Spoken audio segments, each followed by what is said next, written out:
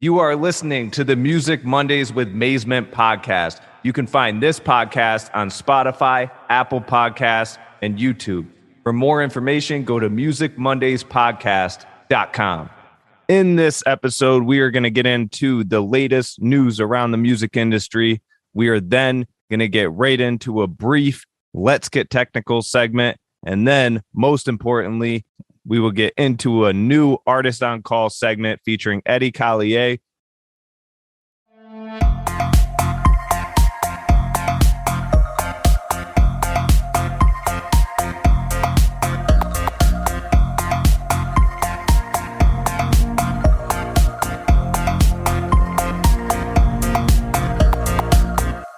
What's up, music heads? Welcome back to a new episode of the Music Mondays with MAZEMENT podcast.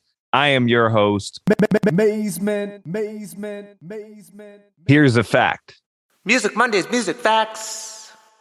The Troubadour in West Hollywood, California, opened its doors in 1957 and is now known as one of the most legendary rock venues. Music Mondays, music facts.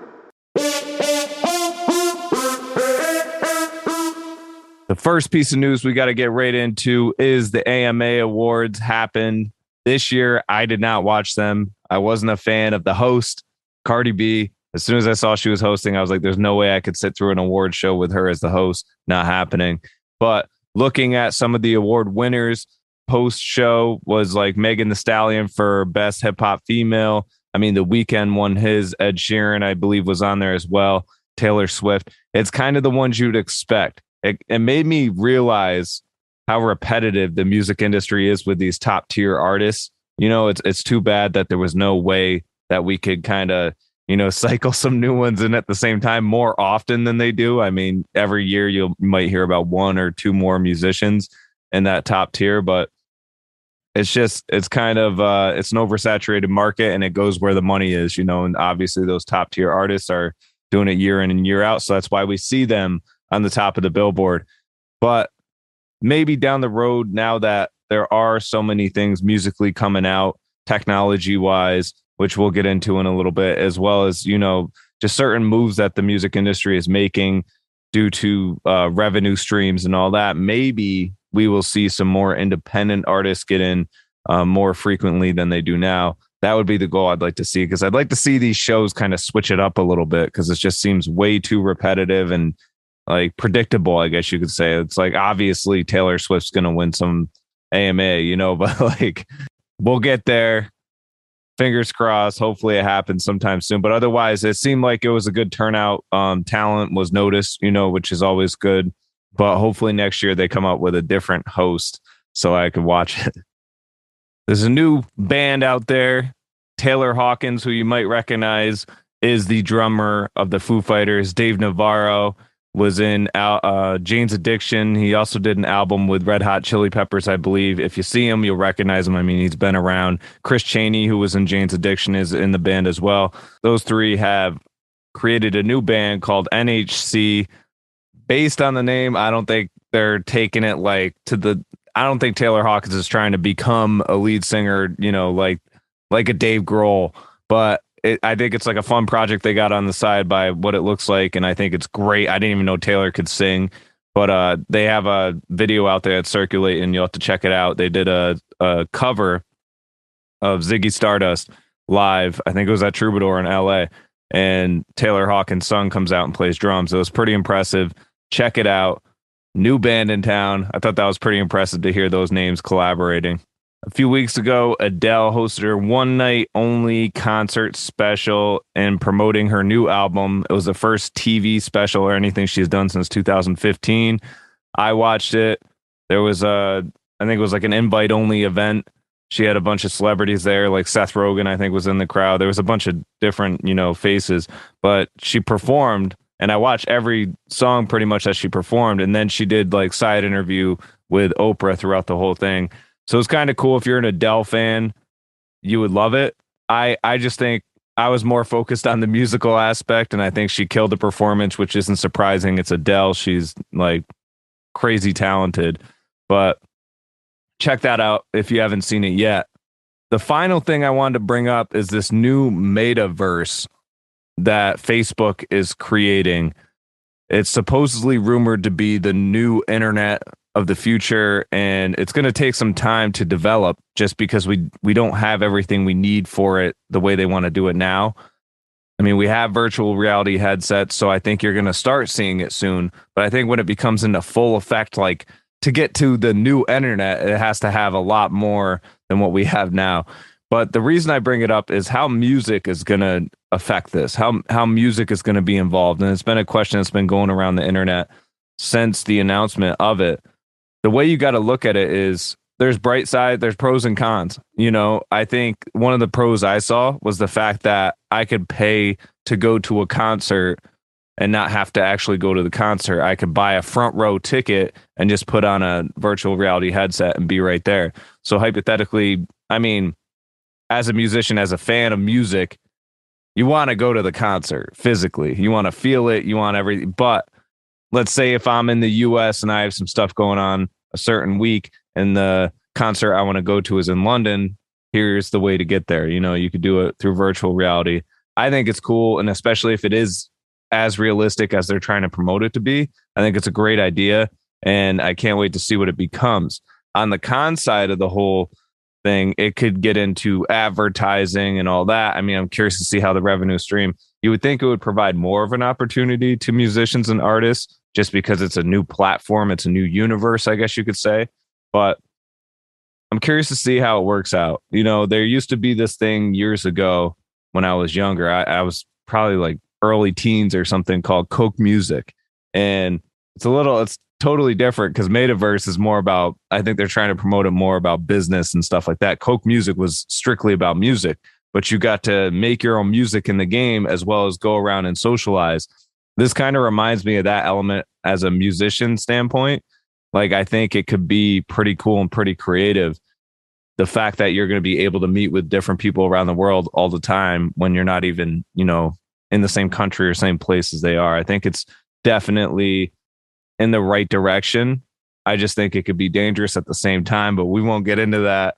Either way, I think it's a great opportunity for music. Can't wait to see what it brings. Let's get technical.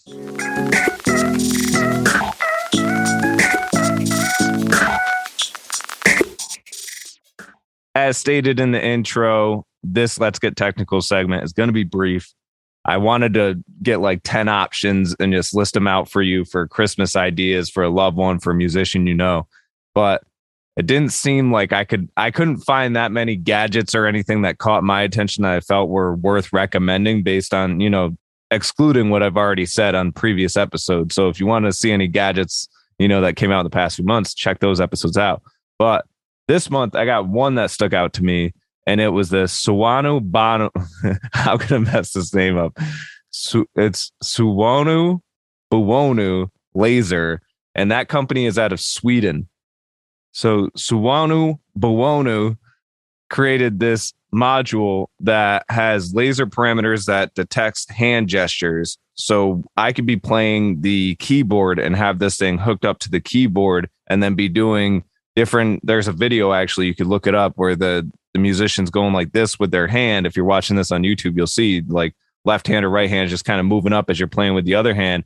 And it's almost like that other hand that's moving is doing the automation that you would normally plug into whatever DAW you use. But you could do like phase in, the frequency. Like, I'm sure you could set it to certain parameters.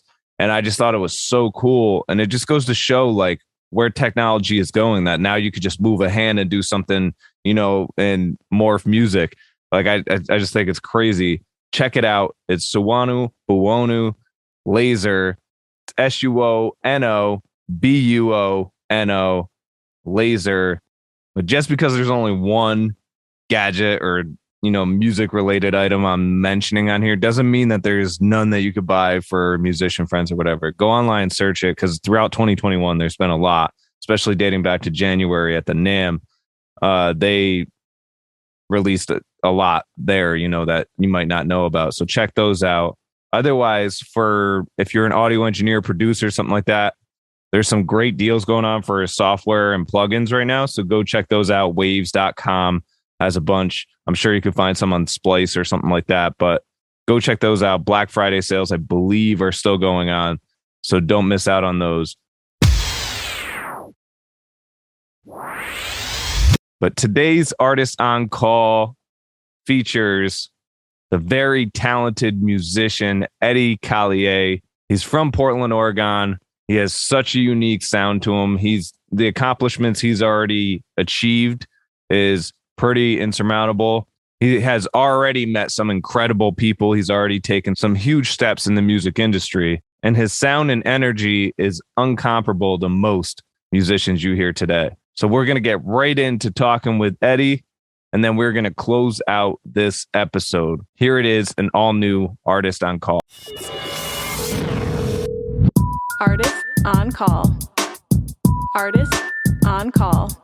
So we are here with Edi Callier from Portland, Oregon, now in Atlanta, Georgia. How's it going, man?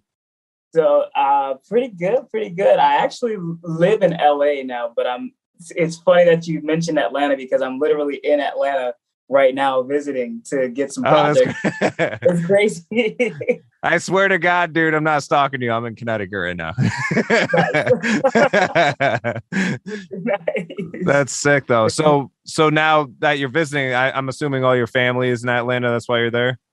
Actually, I have some family out here. I came out here to work on some projects. Outside of my own music, I do a lot of production work for other people and engineering and all that stuff. So, I came out to work on some projects, and it just so happened to be timed around the time where I could, see some people before I go back. But I'm actually heading back right before the big day. So, that's right so dope.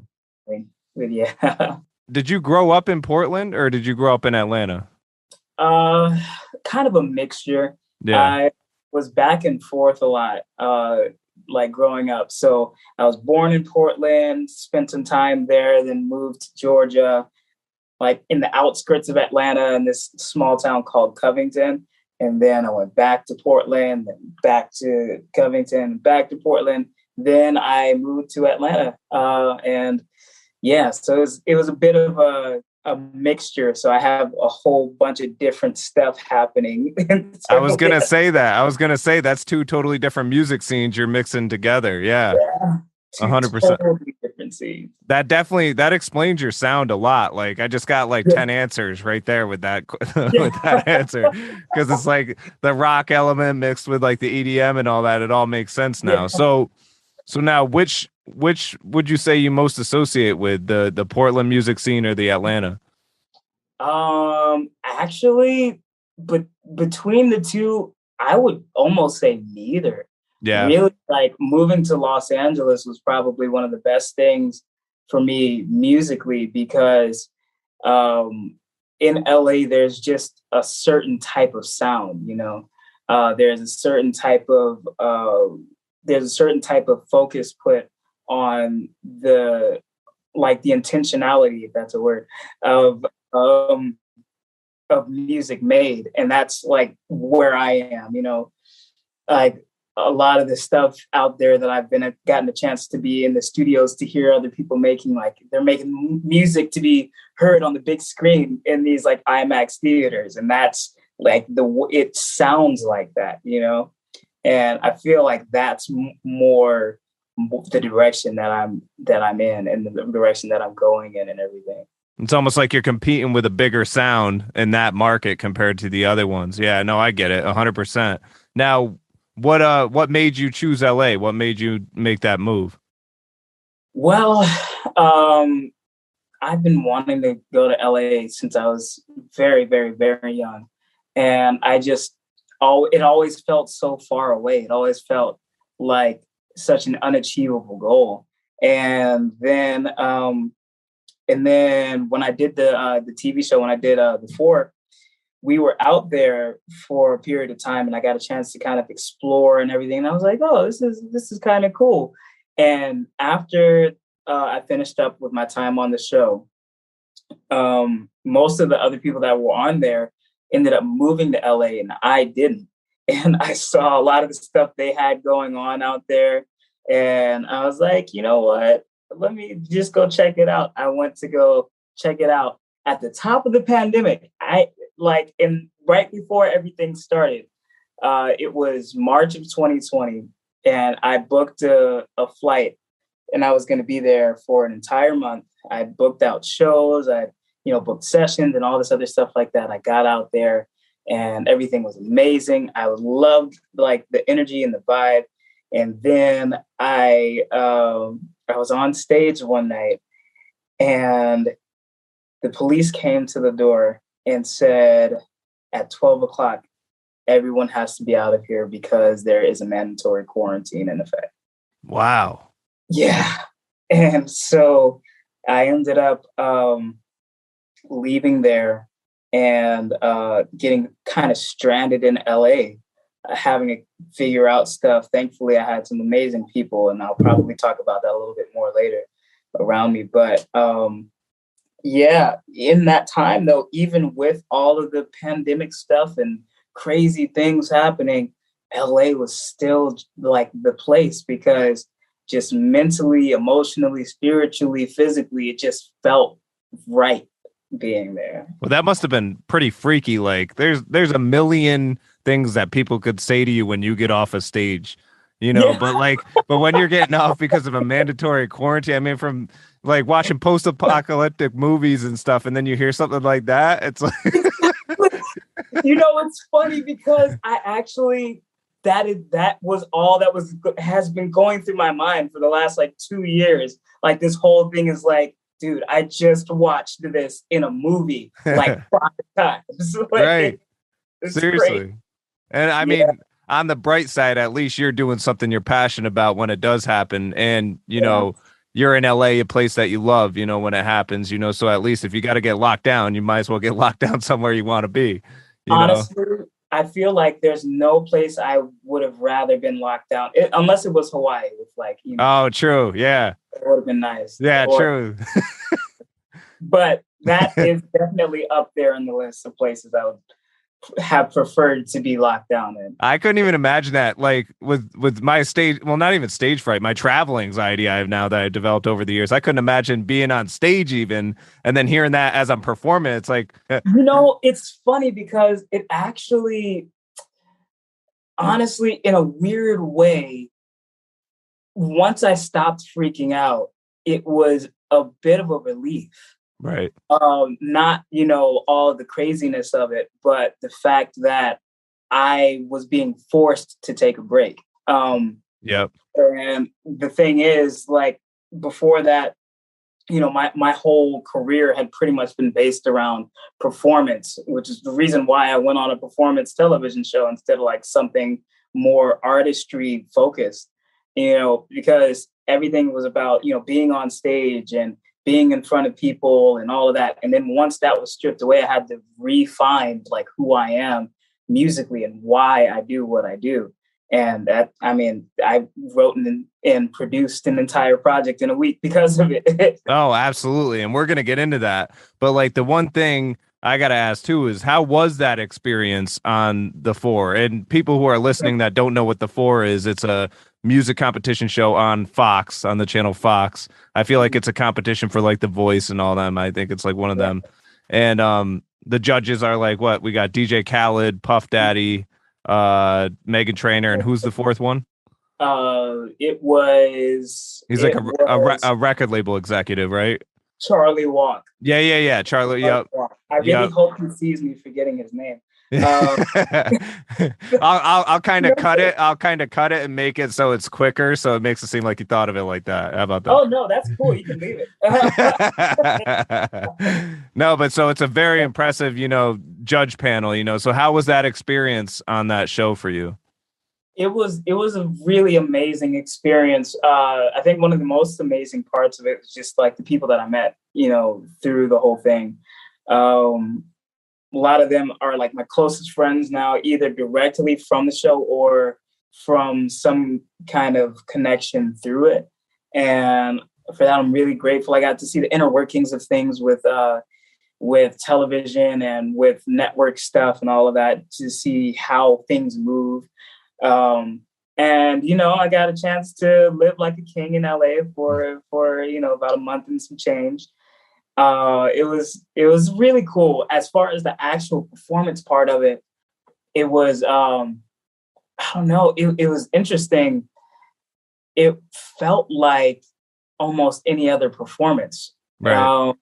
Yeah, and one of the things that they actually took out of the story when they posted up when they broadcast the show, in the interviews, I told them about a lot of the stuff that I had going on around that time. I had just finished doing this stuff. I was on Tank's Savage tour, opening for him in 2017, and I just finished doing some stuff at Candy Burris's restaurant, and headlining some festivals and all this other stuff like that. And so I was already kind of in that mode. And so when I walked up on that stage, right before I got on that stage, a thought popped in my head for like half a second. I was like, oh, I'm about to go on stage in front of millions of people watching around the world.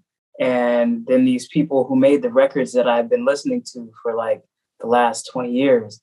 And then immediately thereafter, I was just like, this is what I do like every day. Right.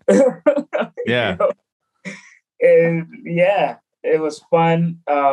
There were actually some people that came to the show who had seen me live before. And there was this whole like corner of people next to the stage that had all I actually was wearing some jewelry that one of the girls had given me. And they were so supportive and like just screaming my ear off on that side. And yeah, it was pretty amazing. It was, and I mean, what I saw on it, I watched it briefly, like your performance on there was impressive, and one thing I've always heard about those shows, like I've had a few friends that were on The Voice, and I've always heard about how subjective it could be, and like how friendly you have to be with the producers, and this producer is better than that producer because of this and that, like I've heard all that, and I assume this is the same deal. Honestly, if there's anything I would say,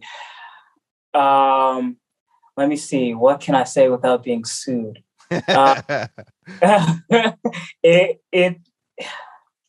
there's anything that I would say it's definitely something that is made for someone's vision of what music is, and not necessarily for what music is. Right. There's a certain mindset that comes along with it, that's different than the way I think about it. One of the things I would say about it is that I'm one of those people who believes that we all have the ability to be great in our own right, and each one of us, there's a lane for everyone. And the entire premise of shows like that is, in fact, literally the premise of that show was to knock somebody out of their spot. Right. And while I'm all here for competition, and I'm definitely competitive, I'm competitive. I'm like, yeah, I'm gonna come out here, I'm gonna do what I do, and show who I am. You do the same, and then may the best person win. But at the same time, I'm not one of those people who's like, oh, you suck because I'm better than you, Right. And that's what they wanted. That was the energy that they wanted to be presented, and I wasn't for that. And so, No, that makes sense. That makes 100% sense. And I would say, for me, I mean, I could say this because I wasn't on the show, and I won't be, but like the reason is I don't have the talent that half the people do that get on that show, but like the thing is the judge panel itself, I was kind of putting myself in your shoes, and I was like, okay, I was like, Charlie Walker, I mean, Charlie Walker knows his music. He's a very professional guy. He's who you want to be on your side. I get that. But I don't really know if he's the guy I need to impress, because he's going to be more looking at my performances outside of this show. He's going to be more looking at my brand as an overall, being a record label exec. So that's him. I'm looking at this judge fan. I'm like, that's him. Meghan Trainor, she's great, very talented. I want her respect. But it's like, whatever. DJ Khaled, I don't care what he thinks of me because I care nothing about DJ Khaled. I can't stand DJ Khaled, you know? But like then it comes to Puff Daddy. I'm like, okay, that's the one judge I got to impress. You know, like for me, I put myself in your shoes. I'm like, that's the one that makes sense, you know? And that would be like my opinion. Which one of them four you feel like stuck out to you as like, oh my God, yeah, that's the one I gotta. None of them really, honestly. I like that. I mean, it's, you know, because honestly, I'm not even gonna lie. I was kind of, I don't know, I didn't really fully grasp everything that was happening until after it happened. But I was kind of like just going with the motions and going with the flow of things. And so I wasn't even thinking about, you know, who I want to impress, at least not who I wanted to impress on that panel. I feel like if anybody, I wanted to impress like the 7-year-old me who always wanted to be on national television, you know? Yeah. And I think I did that. So I would say your stage presence was outstanding. Like when I was you were killing it. You were killing it. I mean, with Esmeralda, right? That was the I got it right here too. You see, so there's Esmeralda, you know. So anybody that watched that will know. If you're watching this on YouTube, you would have just seen Esmeralda. But the no, it's just very impressive, you know, on your part. And I was actually shocked that you didn't. I never watched that show, so I don't know much about it. I'm more familiar with The Voice and like American Idol and stuff. But from what I saw, I was kind of shocked. I was like, oh, he's moving on. And then it didn't happen. I was like, oh, what the hell? You know? Their comment was that I was too nice. I was too sweet. Right. Yeah. I don't know. In my world, that's not a bad thing. Right. You know, yeah. It's interesting. There's a whole thing. In fact, one of the songs on my project is kind of about that. Actually, a few songs, but it's like they tried to kind of take a thing that made me who I am and like spin it to be something that, you know, isn't desired. And yeah, it was very interesting. Very, very, very interesting. Oh yeah. No, it makes total sense. And like, tell me a little bit about the project that you're referring to. It's your latest album, right? Love the Experience, Volume 1. And so pretty much that project is kind of like the years prior, just everything that had been building up, just kind of coming out onto a record. Essentially, like everything with that show. I even had a situation where I almost like died. Damn. And I was stuck in a hospital without the ability to do what I love. Wow. With nothing to eat, nothing to drink. And it's kind of what was the catalyst for me doing a lot of the stuff that I did that year. And a lot of the stuff that ended up getting me to where I was. And so pretty much all of that. And then I had some people pass away in 2019. And I kind of, before quarantine was the thing, I kind of quarantined myself for a while. And so, you know, in all of that period of time, there was a lot that was building up within me, a lot that I wanted to say, but I was so busy, like in the hamster wheel, just, you know, doing a whole lot and going in front of people, doing things, being on these shows and everything. And when everything shut down in 2020, I kind of was forced to sit down with these thoughts, with these things that had been pressing me for so long. And one of my friends, one of my producer friends named Tech, he actually allowed me to stay at his house during the rest of my trip because I'd pretty much gotten out to LA, spent all of my money because I was planning to do all these shows and everything got shut down. And I'd spent all of my money. I didn't have anything left to do. And so I just sat there with all of my equipment. I had my laptop, my guitar, my instruments, and, you know, my pen and pad. And I just started getting to work at it. So within that first week staying over there, I had produced and written and finished like the entire project. And then afterwards I listened to it and I was like, oh, this is what's going on. This is what I've been thinking about this whole time. This is what I've been feeling. It's so weird, like, you know, hearing it now. And it's like I was trying to send a message to myself through my art. And that's amazing. Yeah. So yeah, that's that project. And the specific song I was talking about, well, actually, the few songs that I was talking about, I have songs on there. I have the song called Art to Me, Monster, and Roll. And essentially, those three are almost a trilogy. Well, actually, the whole thing is connected, but it's a story of chasing after this thing and wanting to be what it desires. And then, like, that's Art to Me. Then Roll comes in, and then Monster comes in, and it's like, okay, so now I've been chasing so long after this thing, and I've done all this stuff to try to become what it desires. And now I'm looking in the mirror and I don't recognize who's staring at me on the other side of the glass. And there's a line in there that says, I feel like I've been trying way too hard to get back to you. Don't know this monster I've become. Look what you've done to me. And then Roll is essentially about being in a situation, being in a party that you never wanted to be in to begin with, and like pretty much, a lot of times we get in these situations, especially in this industry, a lot of times will get us to a place where we saw what we thought we wanted to be in, and then we get there and it's like, oh, that's what this actually is. Right. Yeah. And so Roll is like, like, we've been in this party all night. I've been trying to go since we arrived. I want to get out of here. Like, there are, of course, amazing parts of this thing, especially like the interactions with fans and supporters and things that make it all worth it at the end of the day.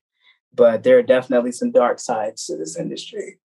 Oh yeah, but I think the one thing you did with this project that you did a great job on was the diversity you applied to each song. Every song is different, and listening through, ironically, the song that stuck out to me the most was Roll. And that's what we're going to get into in a minute. We're going to hear that in a minute. But the other songs towards the end, like once I was getting towards the end of it, like Float Away or no, Free My Heart and like Ready to Love, those two songs had like EDM elements, which I definitely want to talk to you about. Cause that's like, that totally like took me off guard. I was like, whoa, where'd this come from? Like I was like, this hook, it just took over. I was like, wow. So we're definitely going to get into that. But before we do, we're going to get into Roll off of Love the Experience Volume 1 by Edi Callier. That is EDICALLIER. You can follow him on all socials at Edi Callier. So we're going to get right into this song, Roll, off that album. We're going to get right back into it with Edi right here. I just wanna go right. I just wanna go right. I just wanna go right. We've been in this party all night. I've been trying to go since we arrived. I wanna get out of here. Feels like it's been a million years. You can just leave me outside. I won't leave yet, I know I'm your ride. But I gotta get out of here. Just call me when you're ready. Let me know. Let me know if you wanna roll. Let me know when you're ready to go.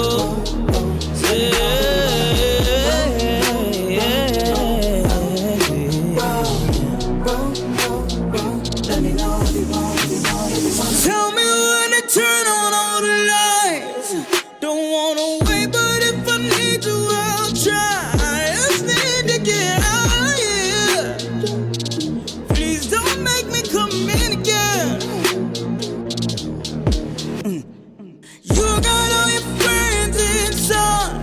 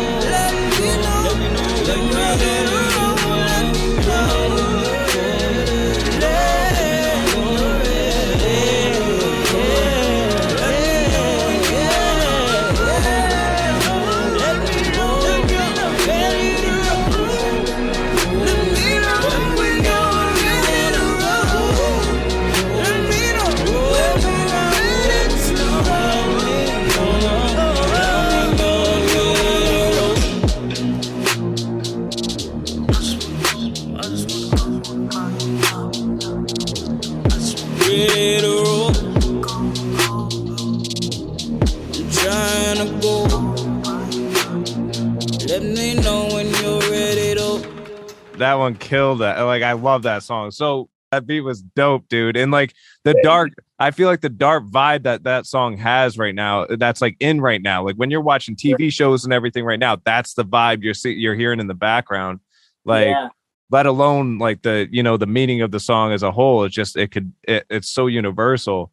So congrats on that, dude. That sounded sick. Thank you. And you know, it's actually like, I really, that is so intentional how universal it is, because one of the things when I was writing the song, like I always like for my music to go somewhere, you know, I want it to be a journey. My dad used to tell me about writing songs. He said, you have to be able to write it down on paper and read it without singing it and like make sense. And so not only that, I'm a huge fan of like movies and like great storytelling. So I like to go places with stuff. But when I was writing that song, I was like, okay, for the second verse, I'm going to elaborate some more on what I'm actually talking about. And then I was like, no, I'm going to leave it right here. I'm going to leave it right here because one of the things that has been very interesting about that is that people have created their own meanings for the song. You know, on the surface, you've got, you know, the whole party, like wanting to be out of the party situation. But then once you listen on like that deeper level on what it actually means, I've had people, you know, come to me with their theories. They're like, oh, wow, yeah, you know, I understand. It's like trying to get out of a career or trying to get out of a relationship or trying to get out. I've had people come to me and tell me that song helped them get out of abusive relationships that they were in, you know, and that's like, that in and of itself is actually really inspiring for me. And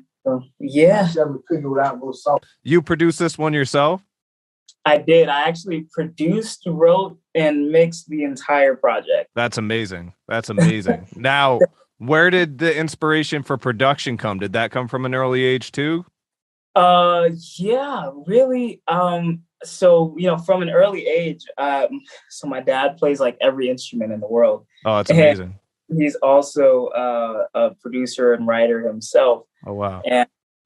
And so I grew up like just watching him in the studio, seeing him make all these records and all that other stuff like that, and then going in and doing it myself.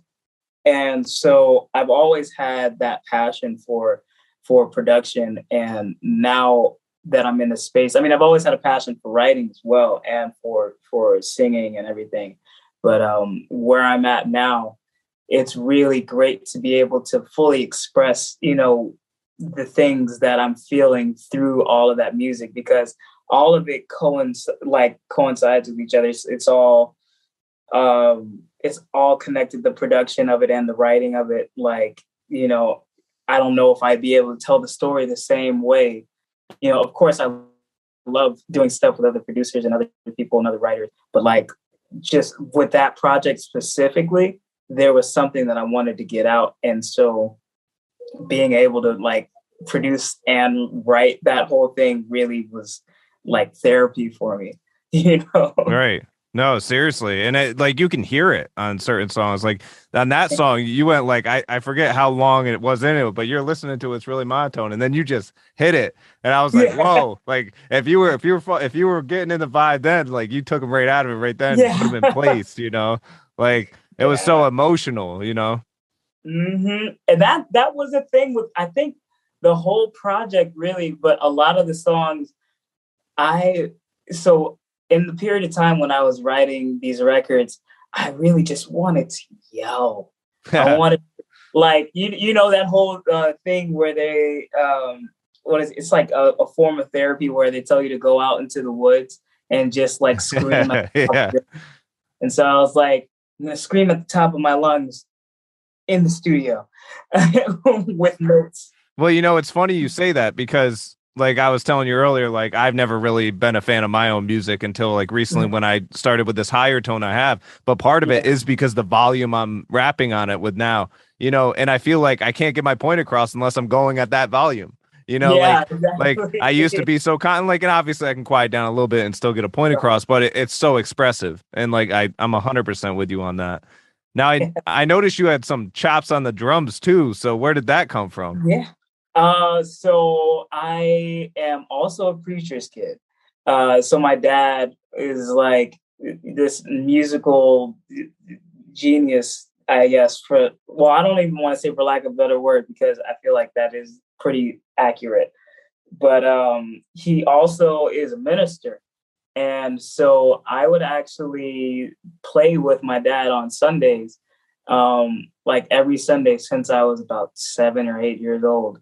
And it's funny, he'd have me play drums, play keys, and sing at the same time. That's sick. Yeah.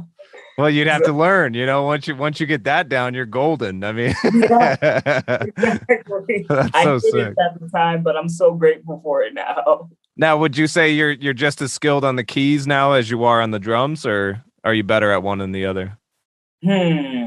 I will say I have done more gigs on keys. Okay.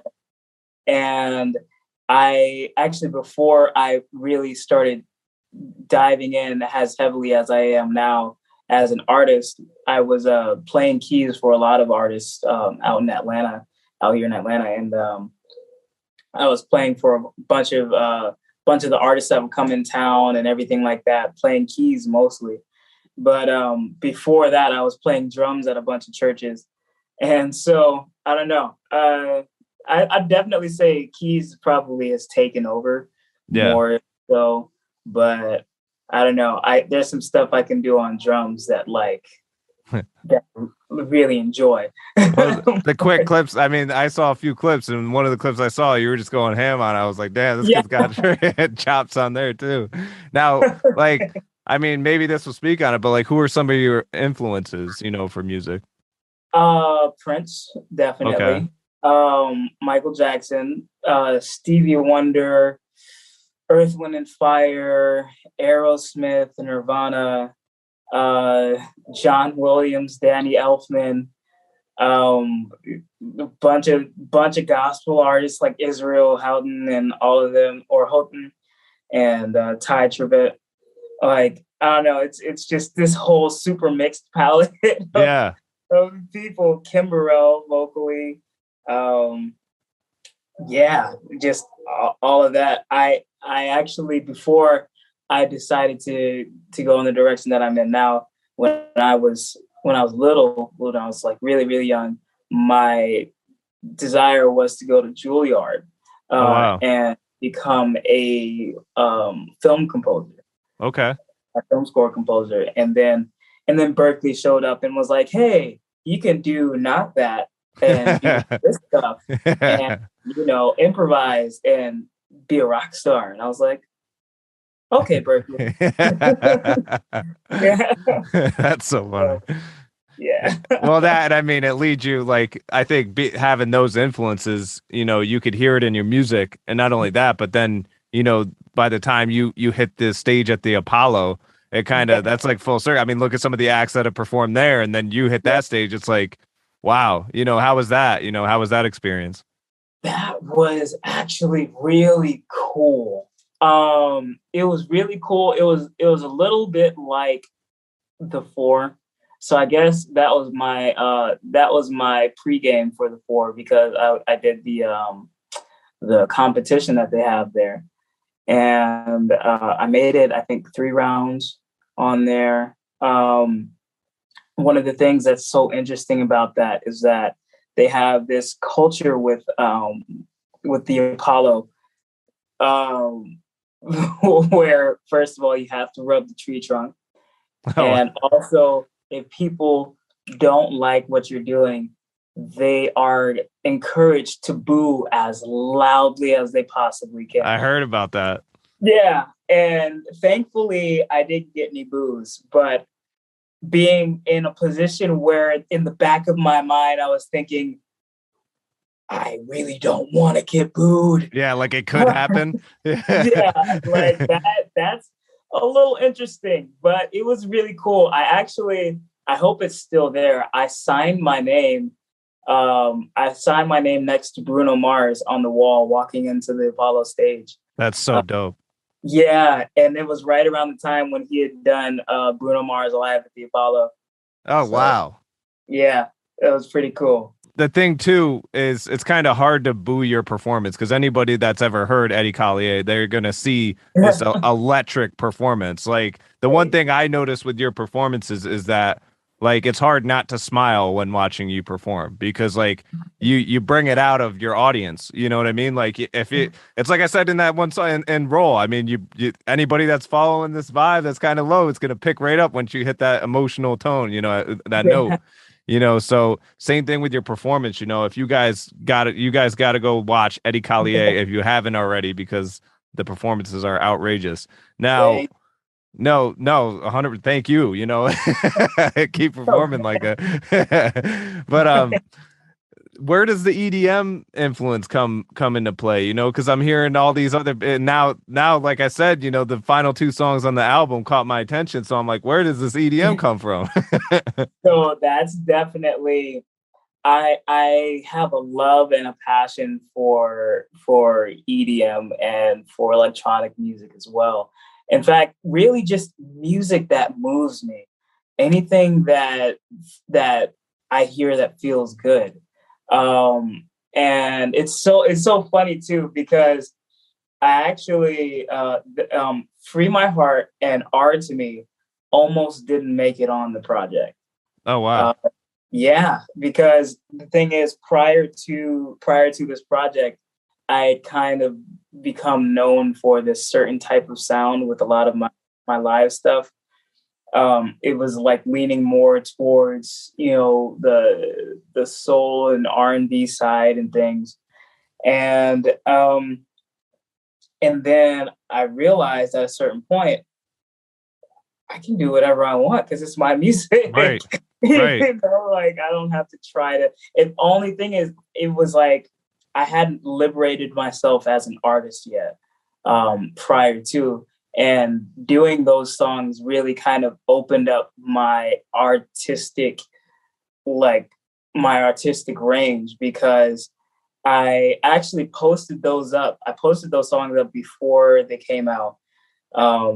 And just to kind of get like a vibe, just to see, you know, what people would say. Cause I was like, and then I posted it timidly too. I was like, hey, I've got some weird stuff for you guys to check out. And then somebody, I remember this comment vividly. I don't remember who posted it, but somebody commented and said, dude, stop calling it weird stuff. Yeah. It's you.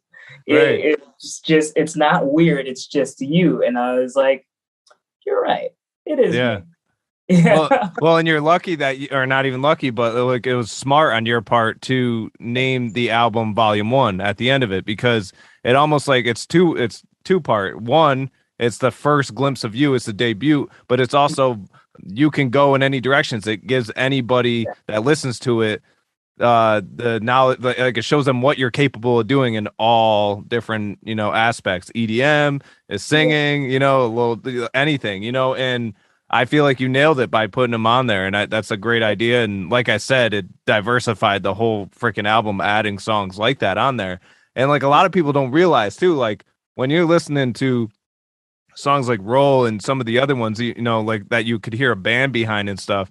A lot of people don't understand, like, obviously there's talent that goes into that, you know, regardless, but making EDM isn't easy either. You know, it's a totally different animal, you know, and like messing with the synthesizers, the automation, all that, you know, and like, cause I produce it as well. So I 100% understand. And I love synths. Oh man, the feel, you know, I mean, if I could just win $1 million and just put a big synth, a modular synth just up and down this wall and just have that be my backdrop and I'm just plugging away all day, I'll be, you know, satisfied. That'll be perfect. But like, and that's where, you know, this album impressed me the most, was the fact that you implemented that and you did a great job on it, the great job on the production, 100%. To close out, if you could collaborate with anybody, who would it be? That is I have a list. I literally have a list. That's good. That's good. So you're gonna always know. Let's see. I think at the top, definitely Anderson .Paak and Bruno Mars. Okay. And it's funny. It's funny too that they ended up doing the project right together, because those were already like the top two on there. Definitely Miguel. And I feel like we have some similar energies going on. Beyonce, because that's on everybody's list. But also, I feel like there's some stuff that could be explored, like with us doing records together. And then Frank Ocean, that would be really cool. Let's see. Oh, Ed Sheeran. Oh, man. Yeah. That would be really cool. That would be really, really, really cool. And I don't know, Shawn Mendes maybe. Oh, Charlie Puth. And funny thing is, we went to the same school. Not at the same, but he went to Berkeley as well. Oh, yeah, of course. Yep. Yeah, I forgot about that. That'd be pretty cool. And I don't know. The list goes on and on. Jhené Aiko, Janelle Monáe, Rihanna would be pretty cool. Amine, because we're both from Portland. Oh yeah. Well, you know, the one to me that you mentioned, like every single one of these, I can totally see it. You know, like I love Janelle Monáe, so I'm like, yeah, I could totally see you doing a song there. But like the one that makes the most sense to me was your first one, Silk Sonic. You know, you got Anderson .Paak and Bruno Mars right there. Like I'm thinking in my head, as soon as I look at that duo, I'm like, they need a third anyways. They need one more. Yeah. You know what I mean? Like if there was three guys up there doing that stuff, that would be freaking, it would blow us away. You know what I mean? Silk Sonic, you know what to do. You know, here's your third member. Seriously, Edi Callier is waiting to get into Silk Sonic. You know, exactly. and I'm vouching for it. I'm 100% condoning this. You know, and once again, Eddie, yo, thank you for coming on here, and thank you for sharing your story. You know, I can't wait to hear more. Oh yeah. It's there is a whole slate, and it's so cool to be in a position now to do a slate. Like I have a whole schedule of things that are just going to be dropping back to back to back to back in 2022, and it's going to be a really, really fun year. Oh, and I honestly can't wait to listen to it, you know, because if I wasn't a fan before this, I'm now a fan, you know, and I'm sure you are listening to this. If you're listening on audio or watching this on YouTube, you can find Edi Callier at officially Eddie, and that's officially edi.com/music. You could also find him on Instagram.com/Edi Callier. And like I said, that's EDICALLIER. Same with Twitter, same with Facebook. And you could also find him on YouTube. Go subscribe right now. Follow this guy because he's got a lot of talent and he's doing big things. Thanks again for coming on, man. Absolutely. Thank you for having me on. This is really cool. Edi Callier, go check him out. If you are listening to this podcast on Apple Podcasts, Spotify, or an audio platform, please follow. Otherwise, subscribe on YouTube or wherever you watch this. Follow me and this podcast on social media and check it out on musicmondayspodcast.com. Thank you for tuning in. If you need any other recommendations for holiday gifts, just hit me up, musicmondays@mazement.co. Otherwise, have a great holiday. We'll be back the Monday right after. Until then,